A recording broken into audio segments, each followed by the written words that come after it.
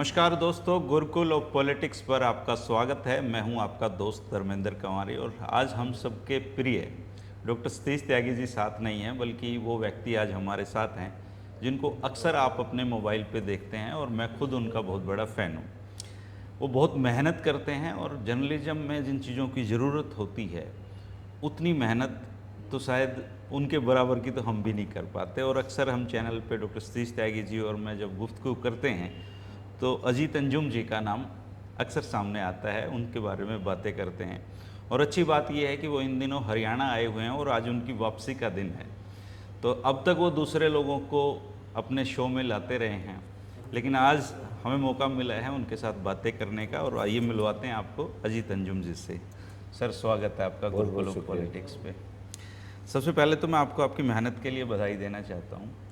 आप बहुत मेहनत करते हैं और बहुत घूमते हैं, तो क्या है आपके इस एनर्जी का सोर्स?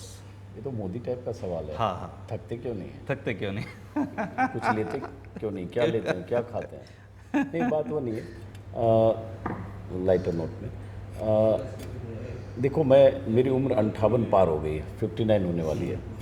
और मैं लगभग 25 साल चैनलों में काम करते हुए न्यूज़ रूम में रहा। तो न्यूज़ रूम का एक तरह से कैदी रहा, क्योंकि आप एडिटर होते हो तो आपके पास वक्त बाहर जाने का तो नहीं होता। आप मैनेजमेंट में लगे होते हैं, रिपोर्टर्स आपके बाहर जा रहे होते हैं, क्या स्टोरी होनी है, किस स्टेट से होनी है, कौन ब्यूरो क्या कर रहा है, दुनिया भर की खबरों को समझना, संयोजन करना, कोऑर्डिनेट करना, प्रेजेंट करना, आप उसमें उलझे रहते हो। तो एक मैनेजमेंट, बहुत बड़ा न्यूज़ मैनेजमेंट का काम होता है। तो मैंने 25 साल वो किया, इतने प्रोग्राम्स बनाए, इतने चैनल्स। तो मेरे भीतर वो जो एक लालसा जो है ना, वो बची थी कि मैं फील्ड में जाऊँ, जो मुझे मौका नहीं मिला।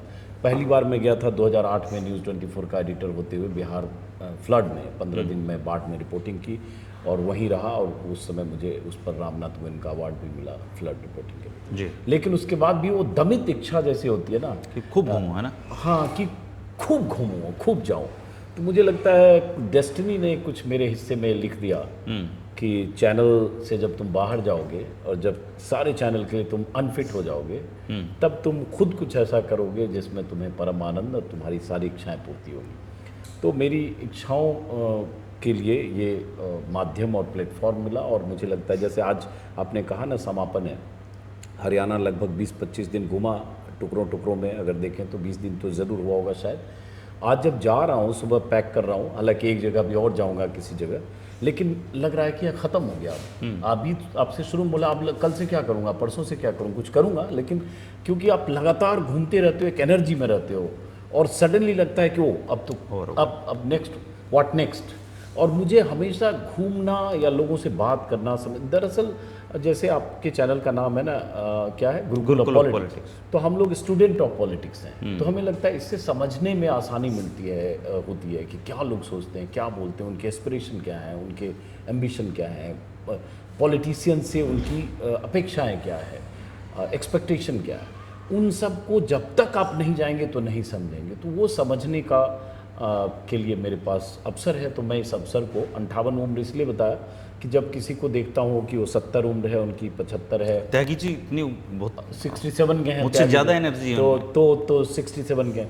तो मैं जब 75-80 साल के आदमी को बहुत एनर्जेटिक देखता हूँ तो अपने जोड़ता हूँ कि अच्छा, मैं 58 का हूँ, मतलब मेरे पास 17 साल तो है, तो बहुत कम वक्त है। तो मुझे 17 साल में 40 साल का काम करना है, पिछला बैकलॉग 25 साल का और इस बीच जो करना है। तो इसलिए मैं बहुत घूमता हूँ। अच्छा सर, यात्राएं हैं ना जीवन में बहुत सिखाती हैं, और पॉलिटिकल यात्राएं, चूँकि मैं तो मतलब रिपोर्टर भी पॉलिटिक्स का ही था, पॉलिटिक्स को ही कवर किया मैंने 20 साल।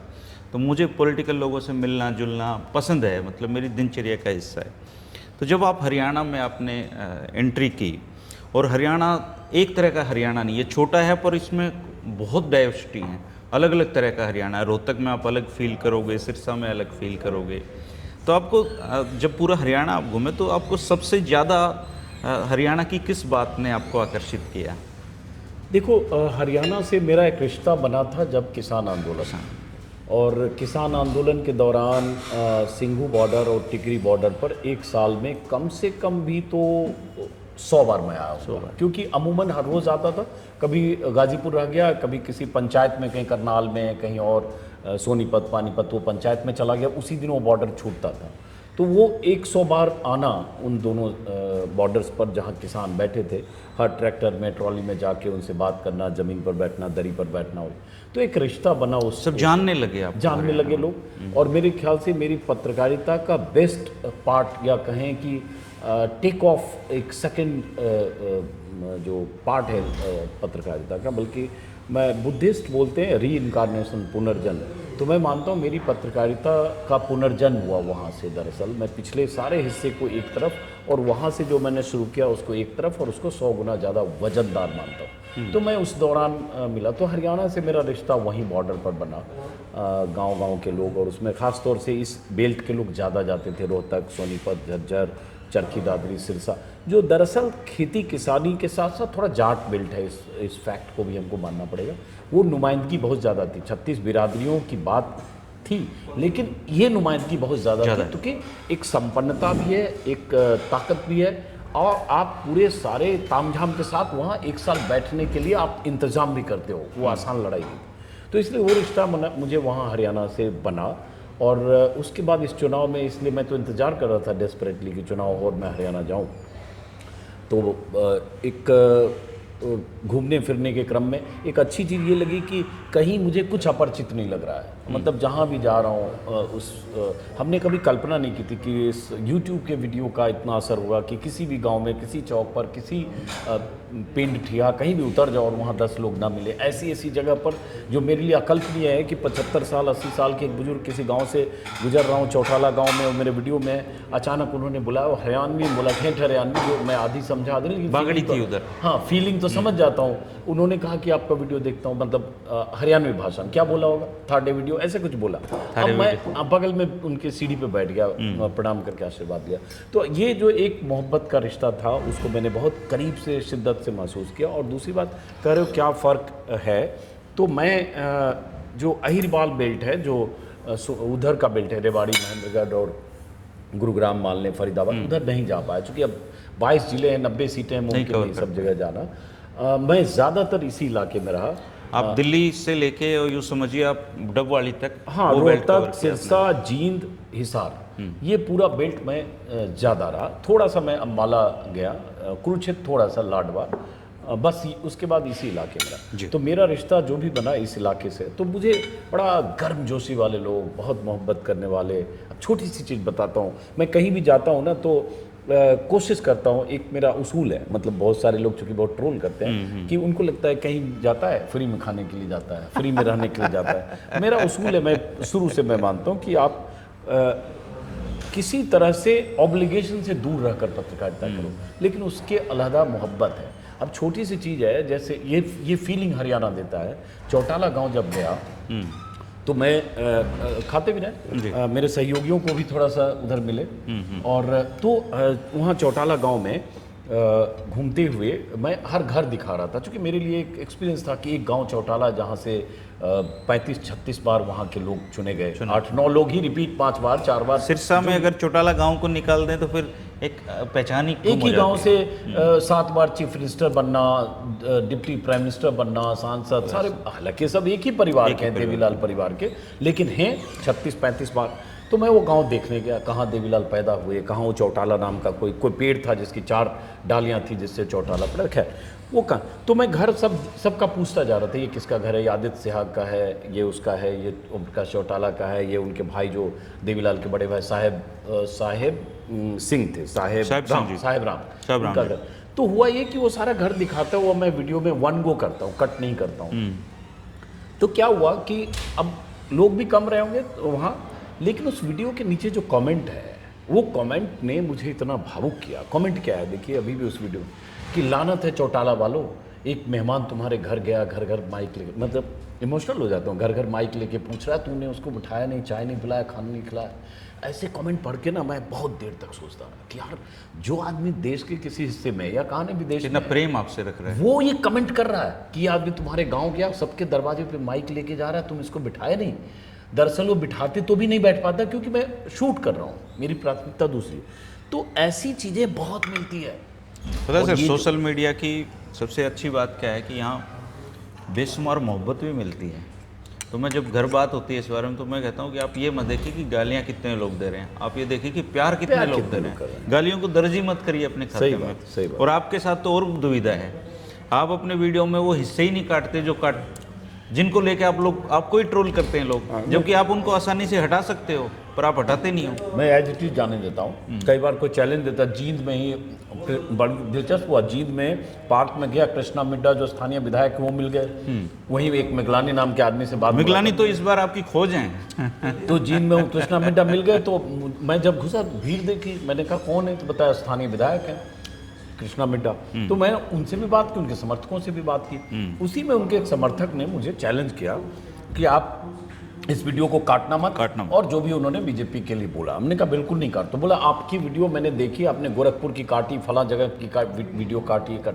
मैंने कहा भाई साहब ये बताओ, मैंने अपने कैमरे से शूट किया और मैंने एडिट किया, और आपने कैसे देख लिया कि उसमें से क्या काटा, क्योंकि आपके पास रॉ फुटेज तो है नहीं। इस तरह सुन तो लो क्या इंपॉर्टेंट है। अब मैंने उसको कहा, अब उसके बाद मैंने कहा कि मेरे वीडियो में सब जाएगा, और मैंने सब डाला। अब उसको कैसे ट्रोल किया गया, उसके उस हिस्से को जहां मैं अपनी बात कर रहा हूं कि आपने मेरा वीडियो कैसे देखा कि मैंने क्या काटा, उसको काट दिया। सिर्फ उतना हिस्सा निकाला जिसमें एक आदमी बोल रहा है कि मैंने आपके गोरखपुर में वीडियो देखा, फला जगह देखा, फला देखा, आपने एडिट किया। अब वो वायरल हो गया और कर दिया आईटी सेल ने, बीजेपी जो ट्रोल हैं। अब फिर वहाँ बेईमानी की, क्योंकि मैं कह रहा हूँ कि भाई ये सबूत, जैसे मान लो आपकी रिकॉर्डिंग अगर मैं अपने कैमरे से कर लूँ तो मेरे पास है ना, तो आप कैसे जानेंगे कि मैंने क्या एडिट किया। तो ऐसी चीज़ें होती है। तो मैं भी मेरे सहयोगियों ने भी कहा कि सर ये ट्रोल होगा, मैंने कहा होने दो। कई बार हम भी सेंस करते पता लग जाता है कि ये हिस्सा वो काट के अपने मतलब के लिए, जैसे कोई अचानक आएगा बोलेगा आप देशद्रोही हो, देश के नाम कलंक हो, तो मुझे पता है कि ये किसी के मतलब की चीज़ है, वो काट सकता है। तो मुझे नहीं लग, ये बोल रहा है ठीक है, कोई पब्लिक बोल रही तो हम क्या करें, तो वो मैं जाने देता हूँ। आपने सवाल पूछा था हरियाणा, ये जो पॉलिटिकल रिपोर्टिंग है ना सर, ये इस बार हरियाणा की थोड़ी बोर है। आप ये देखिए कि पूरा चुनाव शैलजा से शुरू होता है और शैलजा पे ख़त्म हो जाता है, बस कुछ नहीं था इस चुनाव में।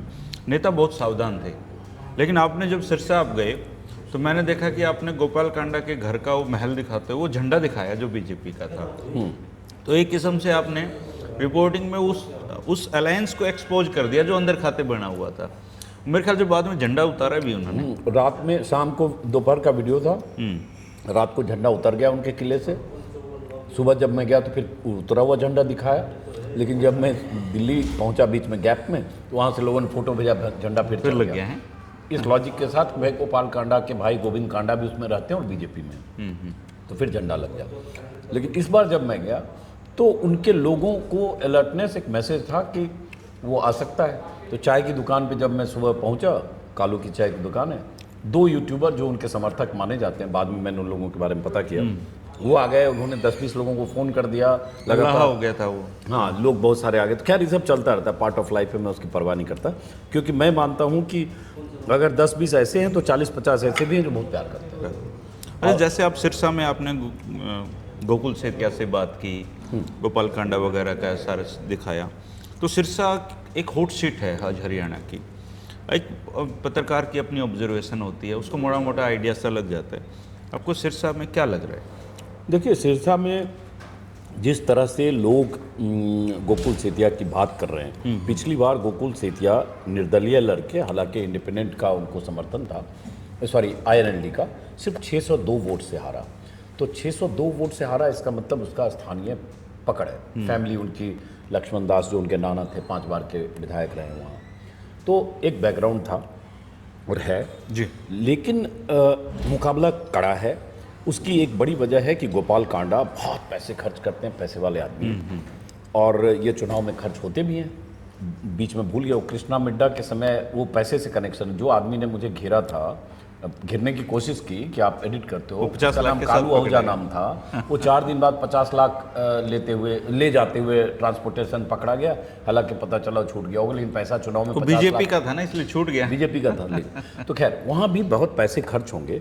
तो जैसे हंस के किसी ने कहा कि माहौल तो पूरा है गोकुल सेतिया का, लेकिन जीतेगा गोपाल कांडा। मैंने कहा क्यों? बोला अगर पैसा चल गया तो। अब वो लास्ट में क्या होता है, लेकिन मुझे लगता है गोकुल सेतिया बहुत मजबूती से निकाल लेंगे, और अगर मैं निकाल लेंगे जैसी भविष्यवाणी से मैं बचूंगा, लेकिन मजबूती से लड़ रहे हैं। जहाँ भी जा रहे हैं, जहाँ भी पार्क में और कहीं भी चाय की दुकान थी पे, तो उसके लोग बहुत उसकी चर्चे हैं, तारीफ करते हैं और बोलते हैं कि बहुत मजबूती से लड़ा है। अच्छा, एक ऐसी सीट दूसरी आप गए और आपने नशे पे बहुत स्टोरी की सिरसा पे।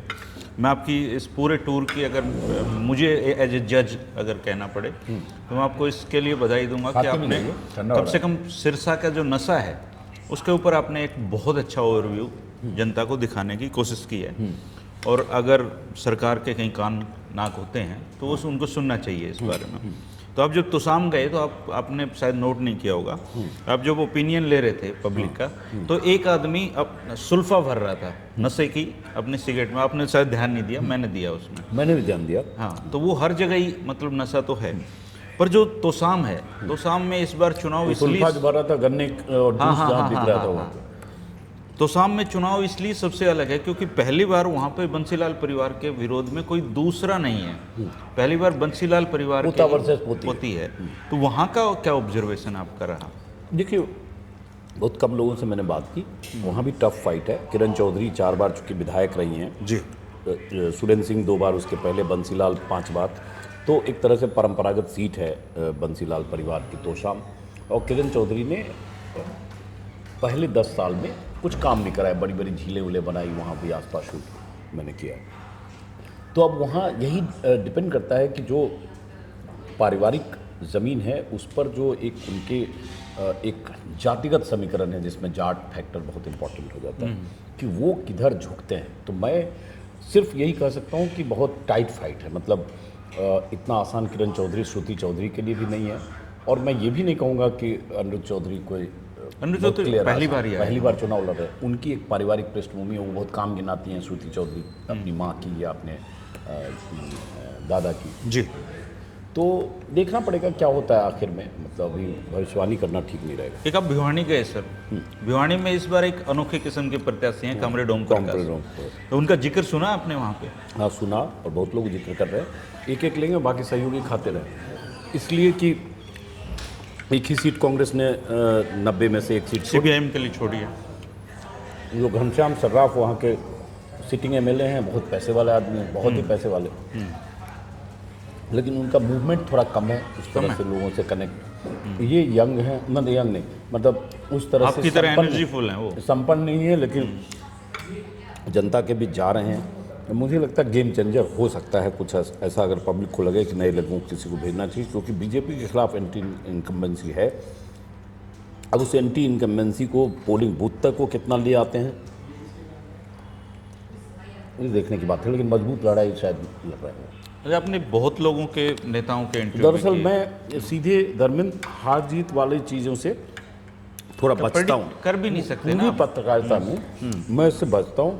सिर्फ एक अमेठी सीट पर मैं 14 दिन 13 दिन रहा था, क्योंकि स्मृति ईरानी का एरोगेंस मैंने बहुत देखा था। वहाँ मैंने आखिरी वीडियो में बोल दिया था कि अमेठी में स्मृति ईरानी का हारना रिटर्न ऑन द वॉल है, अगर वो जीत जाएंगे तो चमत्कार होगा।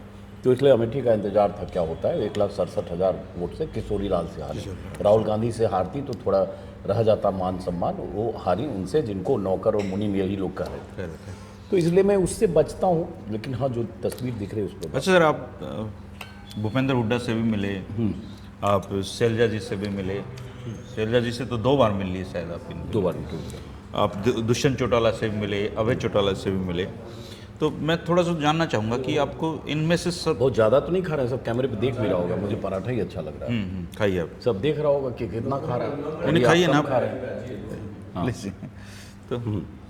तो जैसे आपने दुष्यंत चौटाला को वो उनकी पुरानी वीडियोस को लेके उनको जब दिखाया, तो वो वीडियो दुष्यंत चौटाला के लिए इस चुनाव में सबसे दर्दनाक अनुभव रहा होगा, ऐसा मैं मानता हूँ। तो क्या तैयारी की थी उसके लिए? बहुत नहीं, वो देखिए, तो किसी आदमी का इंटरव्यू करें तो एक बेसिक होता है थोड़ा उसके बारे में जानें, तैयारी करें। हमारे सहयोगी हैं उपेंद्र, वो भी सहयोग करते हैं, कुछ रिसर्च निकालते हैं, और मैं भी थोड़ा पढ़ता हूँ कि उसके बारे में पता हो। सोशल मीडिया बहुत सारी चीज़ें वायरल होती है, जाहिर है लॉन्ग फॉर्म, चूँकि 1.5 घंटे का इंटरव्यू था। हाँ, बड़ा इंटरव्यू, अभय का भी, चौटाला का भी और दुष्यंत चौटाला का भी, इनफैक्ट दीपेंद्र हुड्डा और शैलजा का भी। तो जानकारी तो थोड़ी बैकग्राउंड में क्या किसने कब बोला, क्या बयान दिया, तो थोड़ा रखते हैं। और दुष्यंत के बारे में तो जो वीडियो मैंने देखा वायरल वीडियो था, सबको पता। वो अनकम्फर्टेबल ज़रूर थे उस वीडियो को देख के, लेकिन दुष्यंत की एक चीज़ मैं तारीफ़ करूँगा कि उतना होकर भी वो जो है दुष्यंत टेम्पर लूज नहीं किया उन्होंने, नाराज़गी नहीं जताई, या जैसे अभय चौटाला की तरह भड़के नहीं। अभय चौटाला तो भड़क गए थे उसमें। हाँ, तो दुष्यंत की ये तारीफ करनी पड़ेगी कि उतना होने के बाद भी कोई दूसरा होता तो रिएक्ट करता। जैसे अभय चौटाला बहुत गुस्सा करते हैं, जैसे हमारे इंटरव्यू में भी एक जगह उनसे हमने बात की थी, मेरे ख्याल से इलाहाबाद में कहीं जा रहे थे गाड़ी में, तो बहुत नाराज़ हो गए किसी बात पे, जब मैंने कहा लोग आपको कहते हैं कि बीजेपी से आपकी कुछ अंडरस्टैंडिंग है, वो अपने दुखती रग को छेड़ दिया ना, नाराज़ हो गए। तो दुष्यंत चौटाला की मैं तारीफ़ करूंगा कि वो रिएक्ट नहीं करते हैं, बहुत पेशेंसली पूरी बात को सुनते हैं। आप उनके लिए एडवर्स सवाल भी पूछते हैं तो वो उस तरह से ऑन कैमरा गुस्सा करते हुए नहीं दिखते हैं, ये उनकी खास बात है। हाँ सॉरी, आप कुछ और पूछ रहे थे। भूपेंद्र सिंह हुड्डा के साथ आपका एक्सपीरियंस कैसा रहा? मैं पहली बार मिला उस तरह से, मैं आज वो तक मिला उनके जवाब वन लाइनर होते हैं। हाँ, पहली बार मिला, आज तक उनसे मिला नहीं था।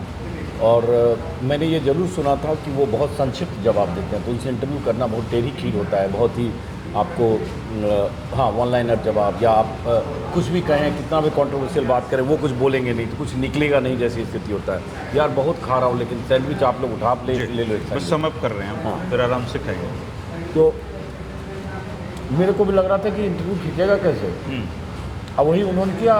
मैंने भी उनसे पूछा कि आप इतना छोटा जवाब देते हो, उन्होंने कहा मैं सोच के बोलता हूँ कि क्या नहीं बोलना चाहिए।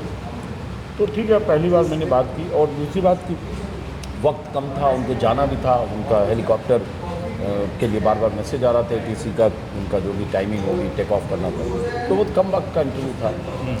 लेकिन हाँ, इस चुनाव में मेरा तजुर्बा ये रहा जो मैंने थोड़ा बदला। अब तक मैं इलेक्शन कवरेज में जो मैंने चाहे बिहार किया, चाहे बंगाल किया, चाहे राजस्थान, चाहे पॉलिटिकल इंटरव्यू नहीं करता था, पॉलिटिशियन के कैंडिडेट के बचता था, नहीं किया। इस बार किए हैं? लोकसभा चुनाव से थोड़ा शुरू किया मैंने, जैसे अशोक गहलोत का किया था अमेठी में, एक दो और का किया था, धर्मेंद्र यादव का किया था, एक आध और किया था, याद नहीं आ रहा अभी। लेकिन इस बार मैंने शुरू किया और अब आगे करूँगा, क्योंकि मुझे लगता है वो भी बहुत इंपॉर्टेंट है, जो कैंडिडेट है या जो लीडरशिप है। जैसे मैं एक मिस करके जा रहा हूँ, मैं चित्रा सरबारा का इंटरव्यू करना चाह रहा था अम्बाला, उसके साथ अनजस्टिस भी हुआ है। परसों मैं अम्बाला में था, सिर्फ उनका इंटरव्यू करने गया था, रात में रुका, और जैसे ही सुबह इंटरव्यू 8 बजे लाइनअप था, सडनली भूपेंद्र हुड्डा का लाइनअप हो गया, तो मैं अम्बाला से कल सुबह यहाँ आना पड़ा, तो मिस कर गया। लेकिन जैसे मैंने विनेश का भी किया, और भी कुछ। विनेश का क्या लग रहा है, ठीक है माहौल उसका? लोग कहते हैं कि विनेश को जीतना चाहिए। अब मार्जिन की बात है कि मार्जिन क्या होगी, जैसे एक थ्योरी चल रही थी कि जो सुरेंद्र लाठर जो पहले बीजेपी में थे, जो अब इधर आ गए हैं, लोकदल से उम्मीदवार हो गए ठीक पहले, और बीजेपी उनको कैसे लाई थी, जीएसटी कमिश्नर से नौकरी बीआरएस दिलवा कर, वो कहानियाँ हैं। तो ऐसी बहुत सारी सीटें हैं सर जहाँ बीजेपी ने अपने कैंडिडेट थोड़ा डमी उतारे हैं, दूसरों पे ज़्यादा फोकस है उनका, ऐसी तो कई सारी सीटें हैं। वहाँ सारी थ्योरी इस पर है, क्या सुरेंद्र लाठर, चूँकि शायद मेरे ख्याल से 85,000 के आसपास जाट वोटर है जो लेना में, 40% से ज़्यादा, अप्रॉक्सीमेटली 50%, 90,000 शायद। तो जाट वोटर क्या वो काट लेते हैं? अगर वो काटते हैं 25-30 हज़ार, तो विनेश को मुश्किल होगी। अगर वो अंत में एन ब्लॉक चला जाता है, मानते हुए जैसे लोग कहते हैं ना कि देश की बेटी है, हरियाणा की बेटी है, गांव की बहू है, बहुत सारे सेंटिमेंटल नारे वहाँ लग रहे हैं, तो विनेश जीत जाएगी। अब वो कितने से जीतेगी, बस इतनी कहानी है, क्योंकि वहाँ एक जो सिटिंग कैंडिडेट हैं जो अमरजीत ढांडा जेजेपी के, जाहिर है जेजेपी से लोगों की नाराज़गी है, तो उनसे व्यक्तिगत तौर पर फिर भी उनकी तारीफ़ करते हैं बहुत लोग, लेकिन उनकी पार्टी को लोग खारिज करते हैं दुष्यंत के स्टैंड की वजह से निशाना को। और एक कविता दलाल खड़ी हुई थी आम आदमी पार्टी से शायद, हाँ, तो वो सब फैक्टर है। और एक बीजेपी ने बाहर से उतारा, क्या नाम है, योगेश बैरागी, कैप्टन योगेश बैरागी। तो मुझे लगता है कि आज की तारीख में तो विनेश जीत जाएगी, जीत जाना चाहिए, ऐसा लगता है। एक लास्ट सवाल, जब आप इतना घूम लेते हैं तो एक मोटा सा एक अनुमान सा लग रहा है, 10 साल से बीजेपी की सरकार है, कांग्रेस ने पूरा जोर लगा रखा है, तो आपको क्या लग रहा है, किस तरह का माहौल बन रहा है यहाँ? देखिए, ओवरऑल माहौल जरूर कांग्रेस की सरकार आने का बन रहा है। अच्छा। और लगता है गांव-गांव में जहाँ भी जाएंगे कांग्रेस के लोग बात करें, बीजेपी से नाराजगियों की लंबी लिस्ट है, लंबी लिस्ट है, और वो लिस्ट जो बनी है वो 2019 के बाद बनी है। लोग गांव-गांव में बोलेंगे लड़के की पहली योजना ठीक थी, बीजेपी समर्थक हो या विरोधी हो। लेकिन 2019 के बाद बहुत नाराज़गी है, चाहे पहलवान का मुद्दा हो, आंदोलन हुआ जो किसानों का 13 महीने वो मुद्दा हो, अग्निवीर का मुद्दा हो, खेती किसानी से जुड़े मुद्दे हैं, सारे मुद्दे उस पर हम लोग बहुत बार बात कर चुके हैं। सारे मुद्दों का जन्म 2019 के बाद ज़्यादा हुआ। एंटी इनकम्बेंसी उसके बाद ज़्यादा है, उसी वजह से उन्होंने खट्टर को एन वक्त पर चुनाव से पहले हटाया। उनको भी सेंस हो गया बीजेपी को, तभी किनारे किया। खट्टर की स्टाइल ऑफ फंक्शनिंग, लोगों से बातचीत, बिहेव करने का तरीका, मीटिंग से किसी को निकाल देना, महिलाओं को डांट देना, वही जो एक ड्रग एडिक्ट किसी लड़के की मौत हो गई, उसकी मां पहुंच गई थी खट्टर की सभा में, उसको बाहर कर देना, या हिसार में हुआ एक लड़के ने कहा कि विधायक यहाँ जीत जाएगा भले बीजेपी की सरकार बने, उसको डांट के भगा देना। तो उनके एरोगेंस का एक लंबा बैगेज है। वो सारी चीज़ बीजेपी की रवानगी की भूमिका तय करते हैं, पटकथा लिखते हैं। उसमें अगर इस वक्त भी अगर बीजेपी सरकार में आ जाए तो ये बहुत बड़ा सरप्राइज होगा, जो मेरे ख्याल से अविश्वसनीय होगा। एक थ्योरी उसमें और मैं कहूँगा, हाँ मिरेकल ही होगा कि लगेगा कोई नहीं समझ पाया। इसलिए मैं इसको सिंपल कल परसों भी बोला था, कई बार बोल रहा हूँ। वे 2019 में बीजेपी को 40 सीटें तब मिली जब जिसको कह रहे हैं कि ठीक ठाक सरकार चली। मोदी से भी उतनी नाराज़गी नहीं थी जितनी 24 में हो गई। तब तो 300 पार मोदी जी आए थे, हरियाणा में 10 सीटें आई थी मई में 2019 के इलेक्शन में। तब आप 40 पे अटक गए, जेजेपी के समर्थन से सरकार बनानी पड़ी। अब उसी के बाद सारे मुद्दे आ गए, पहलवान का मुद्दा हो, चाहे किसानों का आंदोलन इतना बड़ा हो, चाहे अग्निवीर हो, सारी चीज़ उसके बाद आई। तो सारी चीज़ उसके बाद आई, एंटी इनकम्बेंसी आई, खट्टर को हटाने की बात उसके बाद। इन सब होने के बाद तो 40 से तो 10-15 नीचे ही जाना चाहिए। मतलब ऊपर जाने की कहाँ गुंजाइश, हालत खराब, जितनी नीचे जाए। अब उसमें कांग्रेस ने की भी फाइटिंग है, दलित का मुद्दा है। जैसे प्रधानमंत्री को देखेंगे, कल उनके भाषण में दलित पर बहुत जोर था, और वो अम्बेडकर को नेहरू जी ने हराया से लेकर और कहाँ लेकर चले गए। दलित भाई बहनों के चिंतक नहीं है, आरक्षण खत्म कर देंगे। वो जो उससे डरे चुनाव में, लोकसभा चुनाव में, कि जो बीजेपी के खिलाफ नैरेटिव कांग्रेस ने बनाया आरक्षण और संविधान का, वो लेकर इस बार वो कांग्रेस पर चिपकाने की कोशिश पूरी बीजेपी, मोदी और अमित शाह करते रहे। राहुल गांधी के एक बयान के बिटवीन द लाइन्स निकाल कर, तो उसका असर कितना होता है? क्या दलित वोट कुछ टूटता है जो कांग्रेस में? उस पर बीजेपी की सारी उम्मीद थी। हाँ, उस पर टिकी है कि वो पिछली बार 17 सीटों में से मेरे ख्याल से 8 सीटें कांग्रेस जीती, जो रिजर्व सीटें हैं। तो एक मैसेज है कि बीजेपी कोशिश कर रही है कि दलित, क्योंकि जाट 20-22% एन ब्लॉक जाएगा मेजर, कुछ जगह पे मान लिया इलाहाबाद या रानिया में कुछ थोड़ा मैं हो जाए, डब्बाली में कुछ हो जाए, लेकिन लिमिटेड स्कोप है। तो उसको दलित ही कॉम्पनसेट कर सकता है बीजेपी की किसी उम्मीद को, इधर टूट के उधर जुड़े।